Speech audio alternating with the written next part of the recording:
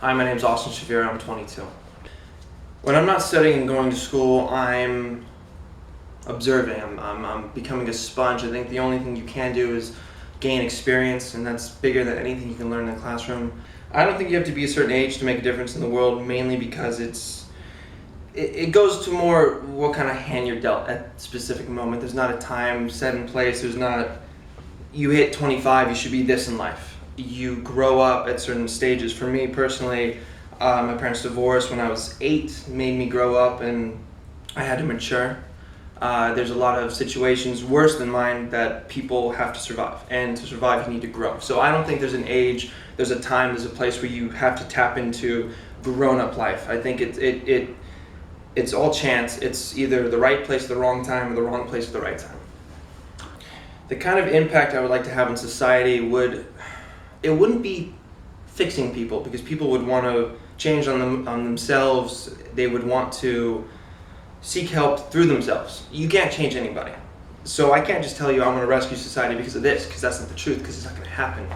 What I would want to do is just continue living my life, because if those individuals who see me doing something great or something helpful, maybe they'll grasp the concept that I'm fulfilling and incorporate that in their own lives. What matters to me most is education, because that is the quintessential foundation of somebody's livelihood. I think that if given the right time, the right maturity, somebody of any gender, of any age can take it and run with it, and the sky's the limit. But the only thing that's really in the way is our structure of education in the US. I feel like more of individuals at lower grade levels, it's not enjoyable as you thought it would be. Generations before us, yeah, it was great. You go through the ranks, you learn and you grow, and you evolve, and then you get to college, and then you blossom. That's not the case anymore today. Today, you for example, you go to high school. You're stuck in high school for 5 classes throughout the entire day, 8 hours a day. You learn subjects that you're not devoted to. You learn things that you don't favor. But then we're missing something. This is what we're missing in our educational system. We're missing specialized, specific learning curves. If you want to go be a doctor, start right away and go learn medicine. If you want to be a car mechanic, don't waste any other time with chemistry and go learn that trade. You're only going to better yourself if you grasp these ideas the second you want to do it. I'm not saying choose the end of your life at 15. I'm saying if you have that desire to learn a specific field, whether it be law, go learn something in the law side of education. If you want to be a teacher, go to education. If you go through a classroom or a high school setting in the US and you learn chemistry, history, mathematics, English, speech, broadcast journalism, when you turn 26, or when you get to that point when you graduate college and you decide to go into sales, these other things in your ammunition box are worthless. You're shooting blanks. The system that we have does not prepare you for bigger and better things. My solution to this cause would be listening to individuals. Everybody's different. Everybody has different ways of thinking.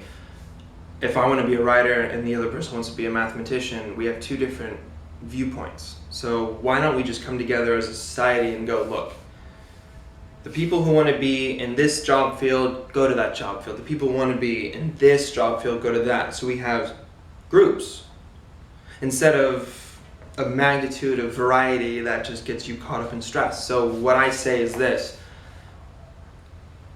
understand at a certain point in your life what you're good at, and go to a specialized school or go to a specialized academic system that can only give you success in that desire.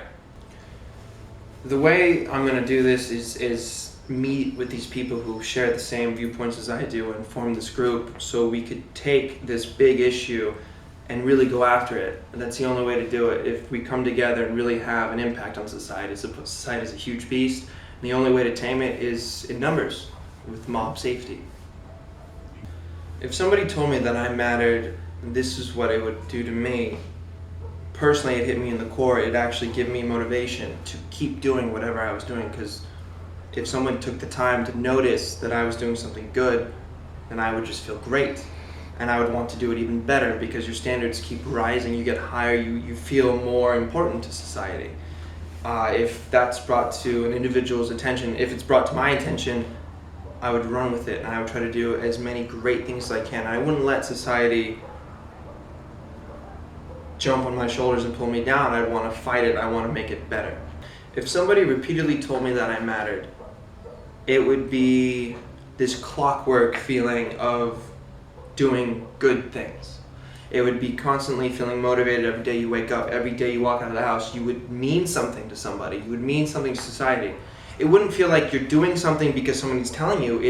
You're already doing it. It's an indirect action that has so many positives. And the only thing that you would care about is living. And that would be it. You would just go out there and you would affect the world without even knowing. So if you know that you're doing this and people are telling this on a regular basis, you would just feel great as an individual. The person that would tell me I matter the most would be from my best friend's little brother. He's been a guy who's watched me since day one, and he's seen me throughout his entire life. And if he were to come to me and say, you matter the most to me, and I don't think I could live without knowing that you're doing what you're doing, that's what I would want to hear. From a kid, from a person who's younger than me, who's spent years and years and years watching indirect actions, watching what I say, what I do in public, in private. If he were to tell me that I matter the most to him, it would just really set me off and kind of propel me into a deeper level of success, personal success, and then therefore have a greater effect on society as a whole. My hero is, and this might sound cliche, but it's actually going to be my father, because I know his story like a book. I know where he came from, I know what he's gone through, I know the setbacks, I know the successes. He's my hero because he survived. He's my hero because he's raised a child who knows all these things. I feel like that's the bravest, most courageous thing that you could do. By him teaching me these things, it's having this trickle effect, this ripple effect. It's escalating through me, and then the people that I touch, I hope that it continues to grow. For that reason, I think my dad's my hero. He is my hero.